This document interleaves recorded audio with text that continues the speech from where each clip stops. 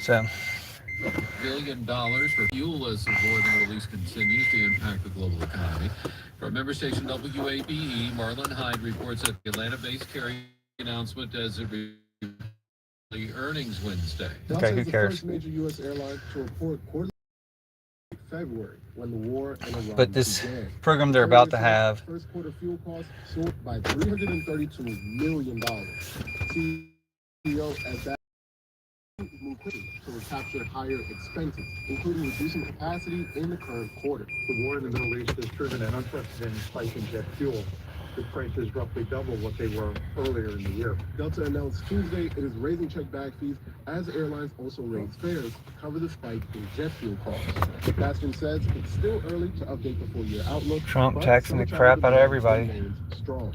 For NPR News, I'm Marlon Hyde in Atlanta. The financial markets in Asia Financial are largely markets. down in Thursday trading, and oil prices have nudged back above $96 a barrel.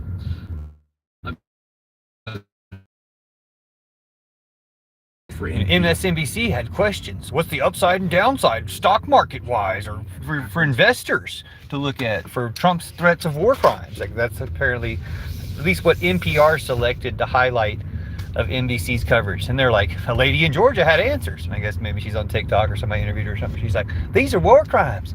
Y'all's talking about doing war crimes, which is true. But they had to have the lady in Georgia say it, so it sounds like it's stupid.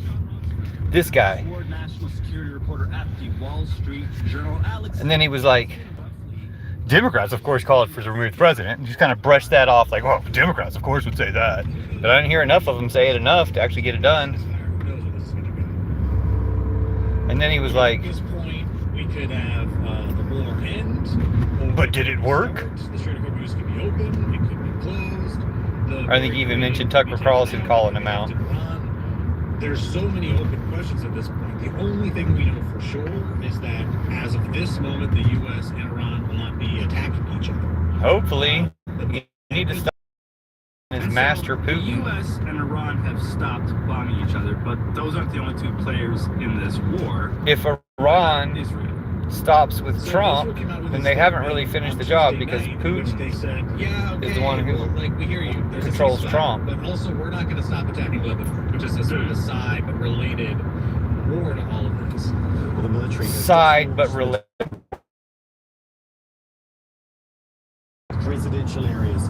This Wednesday morning, an Israeli strike destroyed a building in the southern city of Tyre, following a warning from the IDF to evacuate. For many weeks, government officials have said that regardless of what happens with the war in Iran, their operations will continue in Lebanon. You also have And Gulf didn't they countries, also we should know, right? A lot of attack those Gulf without countries giving are American warnings? allies, So like why play UAE, that Saudi Arabia, soundbite? et cetera, who don't necessarily want Iran to just kind of be there. Be there. Wounded I only want 'em to be regime that there. Could reconstitute. They kind Could of want, reconstitute. Iran Dude, it's to be still a decimated, country. They're still unable to functioning. threaten them anymore. A lot. Before we do that saying in conflicts that the enemy gets a vote.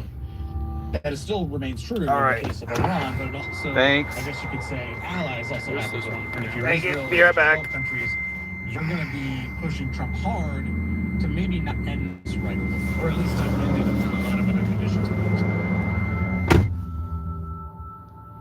Hello. Let's talk about how we got here, because the president addressed the nation in what I would say was like a rather low energy. Oh, low energy. That's all you really have to say about it is low energy. Epic Fury. That's the strongest criticism you can make. It say something's low energy. Iran. And there was no mention of a ceasefire, and yet here we are a week later, and we have one. How did that happen? Here's what the Trump administration would say. They would say Trump is a master negotiator. He Hell threatened no. to bomb very important things in Iran. Had Iran refused our terms, And threatened a bunch of the war next crimes. targets would have been their power plants, So the bridges. you're and agreeing oil to the and war. energy You're signing on to the war targets crimes. they could not defend and could not realistically rebuild. It would have taken them decades, and we were locked and loaded. And that led to Iran to cower and to basically beg to come to the table and end this war. That'd be their argument. He spared those targets because Iran accepted the ceasefire under overwhelming pressure. The other argument, which I've heard, we've reported and others, is basically Trump wanted out of this war a while ago. He's tired of the war. He's pretty much done. He wants to go do other things. You'll notice how often he brings out like mock-ups of his new ballroom, and he talks about Cuba and other things. Like he's focused on other stuff. And we should also note that Republicans have been telling Trump for a while, the midterms are coming, and this war's unpopular. This is anchor weighing the party down. Yeah, everyone hates Trump. I think the proof Just put it that way. Trump's Truth Social message last night, in which he said, Truth Social. We received a 10-point proposal from Iran and believe it is a workable basis on which to negotiate. Almost all of the various points of past contention have been agreed to between the United States and Iran, but the 2-week period will allow the agreement to be finalized and consummated. well, what's in that Consummated. plan has They're gonna have basically been sex Iran's over it? maximum positions for a while. Okay, you can't be for Trump. Now, again, I want to That's note, wrong. This is Okay. day one of Bad the 2-week boy. ceasefire. Both sides are very far apart on their issues. The American 15-point plan and the Iranian 10-point plan are as diametrically opposed as possible. Start So listening. There's a lot of differences they have to bridge here. Start Energy listening and overseas, responding to what's being sure. said. Does that Okay? mean the bombs fly down the line? No, but they could, right? This is just a pause. This is not the end of the war as of this moment, even though the Trump administration is kind of talking about it in those terms. Operation Epic Fury. Less than 6 weeks, clear mission, decisive action, overwhelming firepower, America first, a historic battlefield victory. If the Trump Synergy. administration and the president himself Max are not Max as looksy. 10-point Looks maxy. peace Like, what the plan fuck, that dude? Iran What are all these proposed, hashtags you're does that mean spewing? that Iran kind of won here? Yeah, Ron There won. are no winners in this war. And not But in the Iran sense of, won. like, war produces no winners. Like, strategically speaking,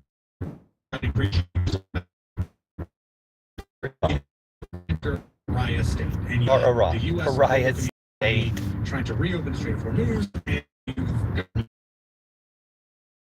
weapons to rebuild your military. On the U.S. side of the ledger, yes, you have decimated Iran's military regime overboard. Blah, blah. But what did that cost? That cost Gulf allies being mad at you, and now their whole Mad? strategy of like being seen as this oasis of investment. I and thought you were progress claiming in the Middle Gulf East has allies were the gone ones who because wanted to go of further. You've got allies in Asia who are struggling with their energy needs because of the Strait of Hormuz. Hey, you're making oil companies You've got, richer. A weaker NATO, let's say, because Trump keeps bashing allies over this war. You've got the U.S., which has suspended tons of munitions. He had the war in order to bash allies over it, in order to stop NATO, for Putin. Like, everything he does is for Putin. Plans for a potential war with China over Taiwan. All these people are Therefore, protecting global Putin deterrence. by not And then mentioning you it. isolated the U.S. more on the global stage because no one was really happy about this war. I think what ends up sort of I'm tilting happy it if it in ends terms of the way Trumpism. I would term it, who lost less, is what happens with the Strait of Hormuz. Right? Because that is the economic global choke point. It was open before this war started, and now Iran's grip on it is stronger than before. And they're the ones charging money for, safe passage. So Even though Trump's trying to Iran wet still his gets beak to on do that As one, of this too. moment, they're still doing it. Does that continue to happen? So, Or does Jesus set Judas aside. Or, as Trump suggested this Judas morning, there'll be comes some sort back of at this joint time to toll replace sharing all venture patriarchy, between the US Christianity, and Iran? war, and Trumpism. That definitely includes Okay. replacing Christian So this is all up the nationalism. straight still? Christian This has nationalism been is some of up the straight for a first to while go. now. So check What out the happens Church of next? Judas to replace Christian nationalism. Well, it sounds like there's going to be talks in this Hashtag on the Church of front. Judas. And it's unclear if that's going to be direct or indirect talks. By direct talks, I mean the U.S. and Iran speaking directly across the table from each other, face to face. By indirect, I mean a mediator. Basically, Losing it's their a weird unholy game war to will play. prove that their Where God they is talk fake. to the mediator, that could be Pakistan, You're about to see the Egypt, goddess. Turkey. They give their points to the mediator relays those points to the U.S. You'll see and the then goddess back in and about a forth they go. minute. So it's just a weird diplomatic dance. Hit the greatest reactions and sticking you'll point see is the gonna goddess be in about a whether Iran minute. has the right to enrich uranium down the line, because that's one thing that they say that they have, a right to do under international law, under certain treaties. Who has the right to deny them that? Research or other kinds of scientific progress. And so it is unfair of the U.S. and the international community to force Iran to give up its enrichment rights. The U.S. will basically demand that they don't do that, or at least that if they were to enrich, the U.S. would have immense. Also, if you want to stop nuclear bombs, lead by example It's and kinda stop shocking having how we nuclear got here. bombs. The president did a post. It's not as that he so shocking. often does, but this time it was a post threatening genocide. And like, Don't sound so did that surprised. work? And if so, Did that is work? that just how we're Fucking gonna roll out. Nazis on It is NPR. shocking to see Nazi the president Putin basically, radio. like, threaten to wipe the entire civilization off the map. But we should also note, I should say, that in the first term, Trump basically threatened to do that to North Korea, right? During the whole Fire and Fury and Red Button stuff. I think President Trump, when it comes to his diplomacy and his foreign policy, is effectively like Seth Rogen's character, and I believe the movie Knocked Up, in which he's dancing with Katherine Heigl and he's doing like a dice dance move, and the scene goes like, dude, I think he's doing the dice thing too much. That's really all he's got. Like, that's how Trump does this. He gets to a point, he threatens a major escalation, and he either encourages like an escalation of a war or some sort of climb down, in which it's unclear whether the U.S. actually gets. So you're saying his only move is to have a giant tantrum. So I think, And when like, his this tantrum blows up to de-escalate big enough, is people give in to Trump's, what he says. That's knocked his up dice only move. move. Now, where we Escalate go to from here. de-escalate. Expect more of No, it, he's having a right? fucking And if the tantrum. Iranians aren't playing He's a ball fucking diplomatically baby. the way Trump wants, Trump's probably going to threaten to restart this war. I bet on that. Gotta stop Israel if you want to stop the war.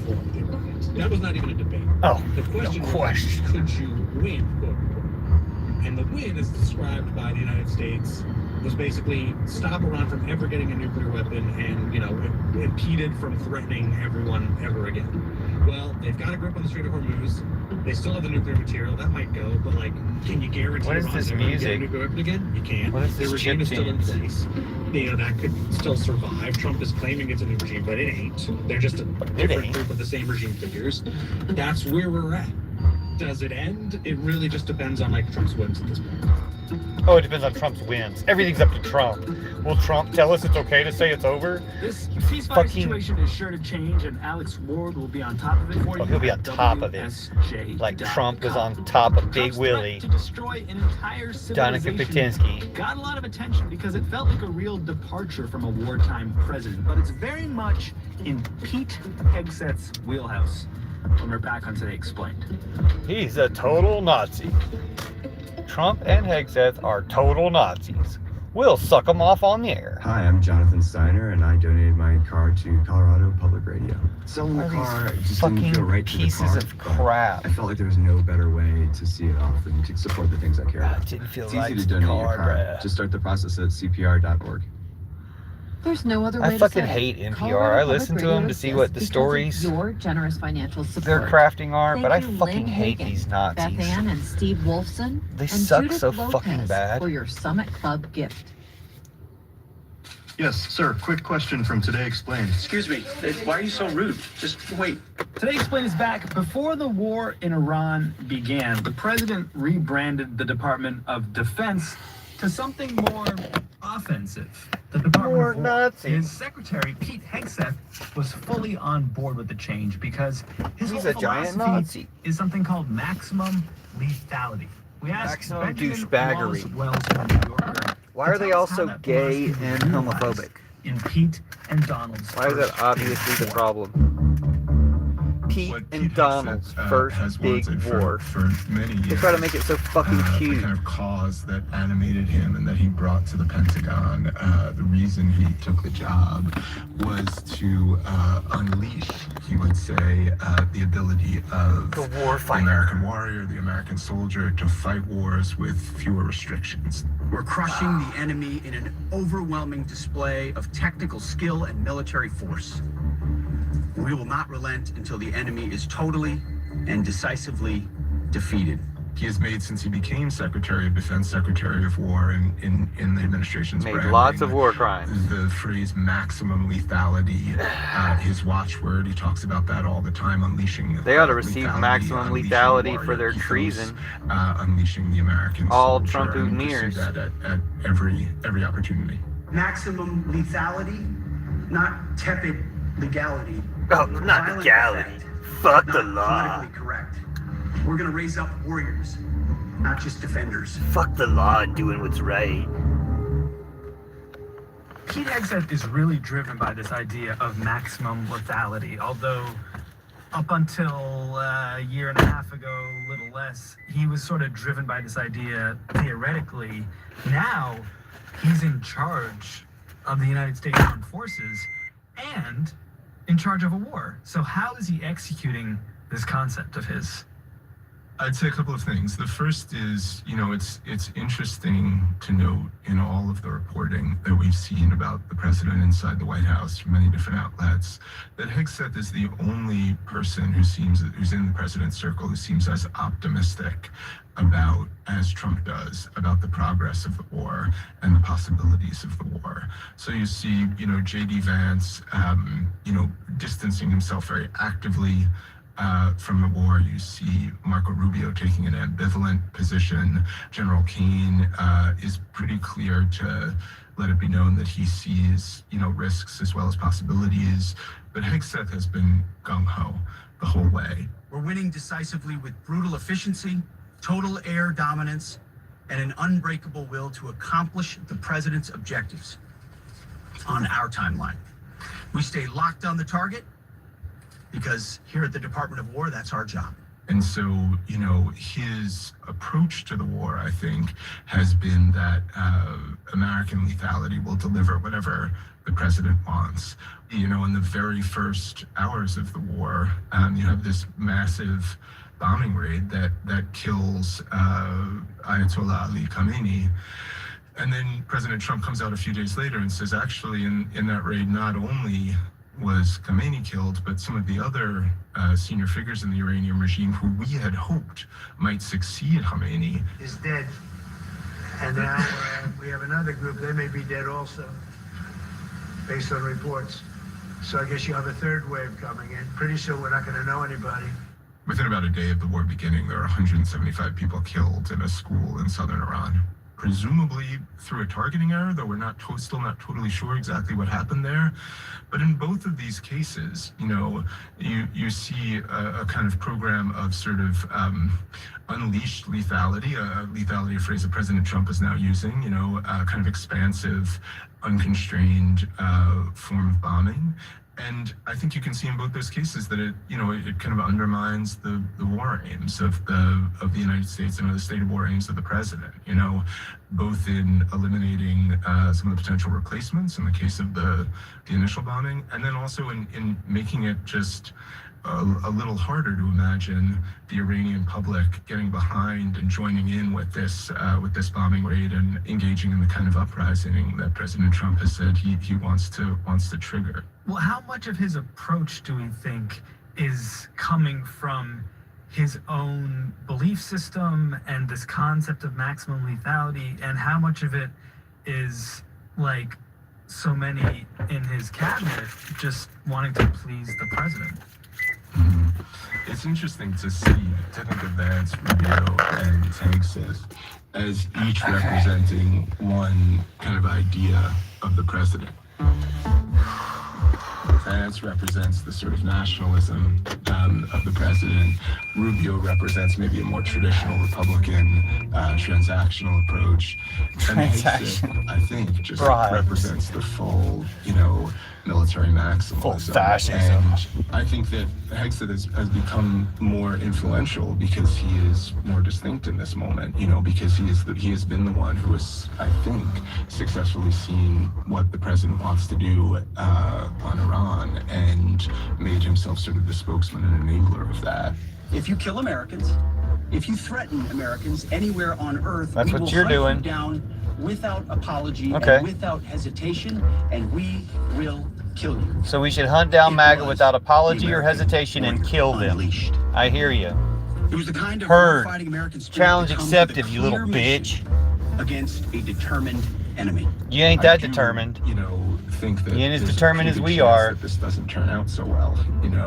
That's right. In the progress of the war, the public's gonna fucking string you up, little fucking Nazi bitch. Play for Hegseth, but I think you better not let the public decide. Hegseth did not have a political base or position or role in the world. This is where we left off last time we were doing this live stream. Military commander. He served in the military as a younger man.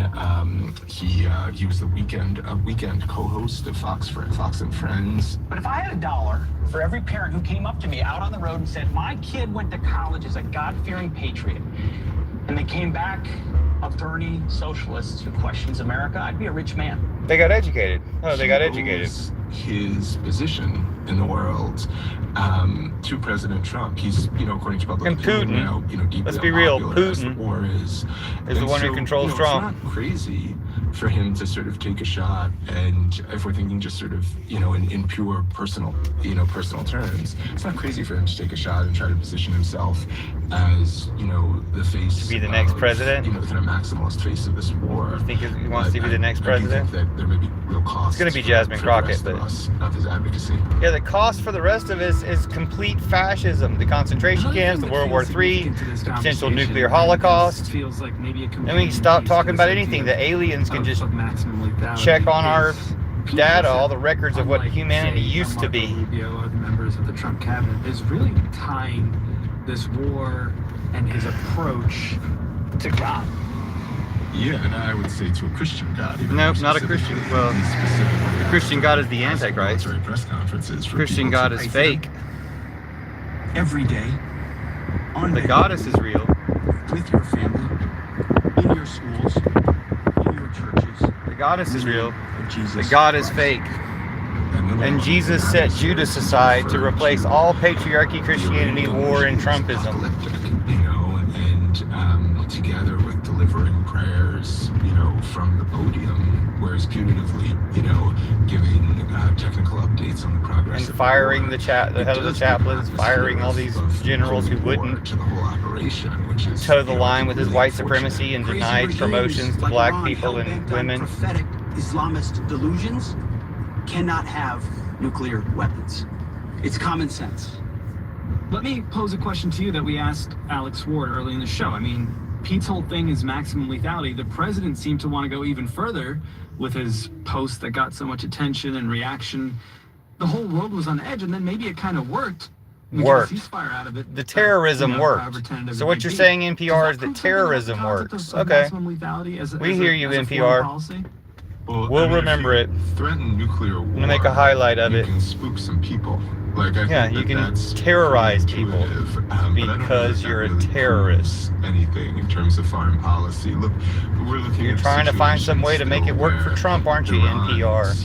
Nazi Putin radio. But seems like they're likely to Don't think we'll forget. Full control of Strait of Hormuz. I'm making a highlight of it. Purported aim of the war, where the regime is still in control, where the United States has alienated a huge number of its own allies around the world with its willingness to play brinksmanship. So Trump has alienated them. Trump had managed USR to alienated them. A real trap. And then by threatening enormous, Putin got him in a trap. Lethality, to use Hex's word, he was able to maneuver out. No, he backed down. The only good things Trump ever does is undoing something else he did. This was effective. I have to look back at this whole month plus adventure in Iran and just say, what was this all for? It sort of feels to me like reveal that you're a fucking Nazi for supporting it. Bombs and death, and it's really hard for me to see a lot that's come from it. But you're still supporting it in the way you report on it, even though you'll mention the death and act like you give a fuck, but you damn sure don't. Benjamin Wallace Wells sounds like a traitor to me, just like you. Sounds like Ariana is also a traitor for producing this shit and let it go on air like this. Sounds like a bunch of fucking traitors to me. Jack Ditch sounds like a fucking traitor. Thank you, Jack. Yeah, I'll sound like fuck to me trying to. Whoa, how did Trump actually win? Looks like a stone cat dropped into town. The architect planned for brick and granite, but stone cost less. It made the walls thick and strong. Picture 3 big floors, huge stone walls, and a tall tower watching over the street. This building didn't just sit there. It was where soldiers trained during both world wars. When a deadly flu epidemic swept through Colorado, it became an emergency hospital. During the Great Depression, the Colorado National Guard Armory helped put people to work. It was even home to a post office and a photo shop. One building, many lives, and it's still standing strong. We are 4th grade at Hackberry Hill Elementary in Argyle. I'm Abrams. Oh, at least it's Abrams. She tries to like Michael Barbaro too, but she's